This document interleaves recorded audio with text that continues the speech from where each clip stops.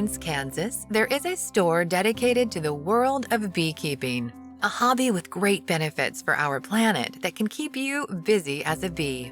Yeah, I don't think there's anything really as important to sustainability overall as the honeybee.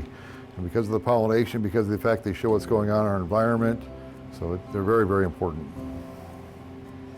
I'm Tony Schwager. We're here in Lawrence, Kansas. My wife, my son, and myself own and operate the bee store here in Lawrence.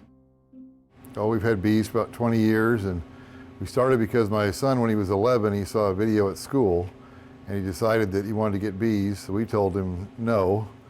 That didn't last very long. He was very persistent, so we got bees as part of his 4-H project, and just kind of it grew a hobby and then grew a business from there.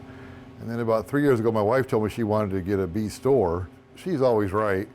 It's been really a boon for our business because all kinds of things that we really couldn't do at home and do well at home, we were able to do here.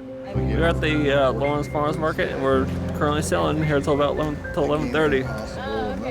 So my son, he is 32 now. He has some developmental disabilities. He's probably mentally like a 7th grader or 8th grader, you know, so he's definitely capable of doing everything. He really loves the farmer's market. When we first started, we just had these little Propolis bears. We had a table about that big, and now we have bigger sizes. We have lip balm, lotion, anything you think of. When he was just yay big, he'd sit down at the farmer's market with a little table and a dozen bears of honey and sell those. And then of course he got excited about that because he met new people and made a few bucks on the side. My son's name is Anthony, and the business is called Anthony's Beehive. He's the face and the passion. He's the reason that we really wanted to kind of open a store and build the business, so there's something there for him to continue.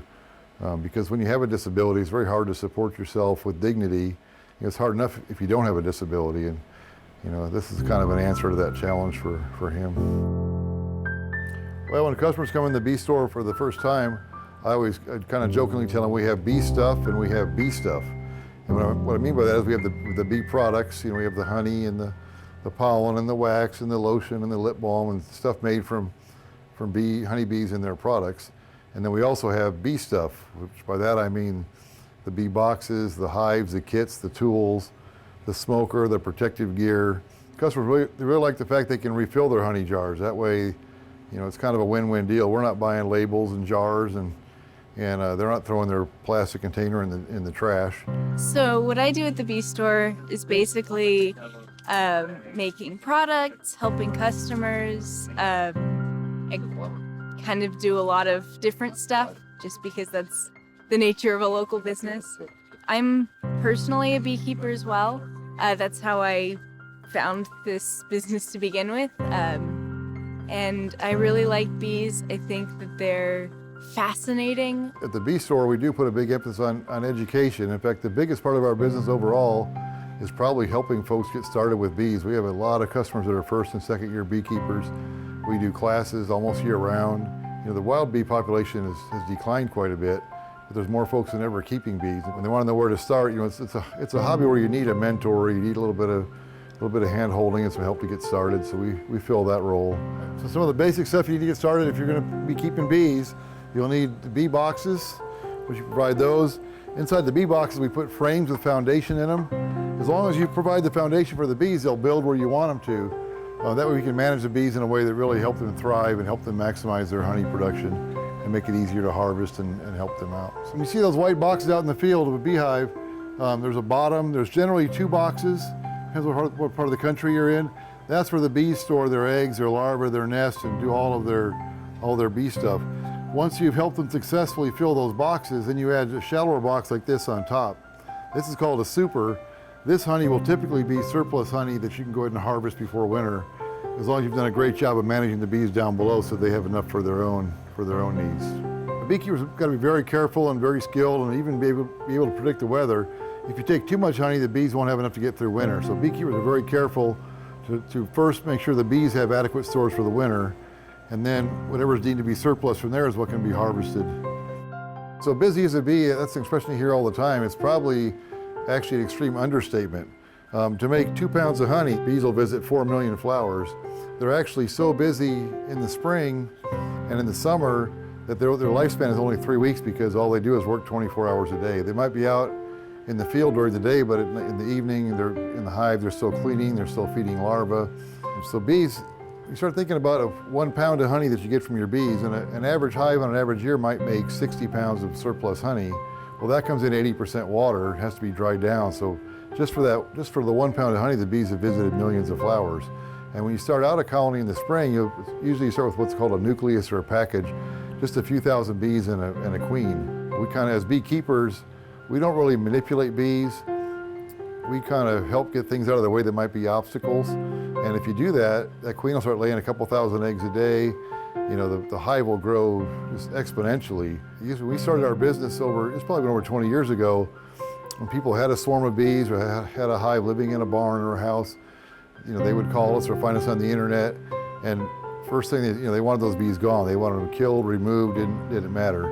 And now every single call that we get, because of the awareness people have of how important bees are, every single call, within the first 30 seconds of that call, people will say, you know, we don't want them killed, we want them saved, we want them moved. So if you come across a swarm of bees, leave them alone. They really aren't much of a threat. The bees, bees will sting to defend their home. Well, a swarm of bees is actually temporarily homeless. So their stinging behavior and their stinging instinct is way down. You should be able to call the local extension office. Most extension offices will have a list of beekeepers that will come out and take the swarm. But just the value of those wild bees, those are good genetics that survived all winter without any help from humans. So those are valuable bees to a beekeeper. So bees provide a lot more than just honey. People really think about bees and right away think about honey. The bee pollen is a very good product. It's probably the most complete, all-natural supplement that's out there. It's proteins and vitamins, amino acids. We do an awful lot with beeswax. Beeswax is a great lubricant. It's great in cosmetics. So Propolis is a low-grade wax that bees use in their hive for construction purposes, to seal cracks. Propolis is antifungal, antibacterial, antiviral. It's one of the greatest substances out there for any type of health benefit. Folks will take it orally. They'll put it in salves to put on wounds and things like that. The wild bee population has taken quite a hit. For the last 20 years, it's been devastated by a mite called the varroa mite. But the bees also have to deal with chemicals, with spraying, with just all kinds of factors out there in the wild that challenge them. Well, without bees, we wouldn't have fresh vegetables, and if we didn't have that, then in a few short years, the animal kingdom and us would be, gone, just like that. So by keeping bees, people are keeping that population up. As the wild bees decline, the number of actual beekeepers and hobbyists and even small business and even big business type beekeepers, maintains that population, which is essential for the pollination. So it's probably easier than ever to get into bees. First thing is all 50 states through the land grant system, they all have an extension service. Every single county has an extension agent that can help you get started in bees. There's a huge number of beekeeping clubs. Again, it's probably a hobby where you need a mentor. I'm sure there are stores like the Bee Store, other parts of the country. In the springtime, you'll find a lot of existing beekeepers as part of their business. They're selling bees and they're hosting classes and doing things like that. So there's a lot of ways to get into beekeeping. And a lot of folks out there that'll help you. So if you're thinking about getting into bees, our advice to folks when they come in, I tell them to get off the fence. A lot of folks have thought about it for years. Next thing you know, those years are all behind you. So, find a mentor, find a club, find your extension agent, but get off the fence and get some bees. There really is no downside except for the occasional sting. So if you can tolerate that, do the earth a favor and get some bees.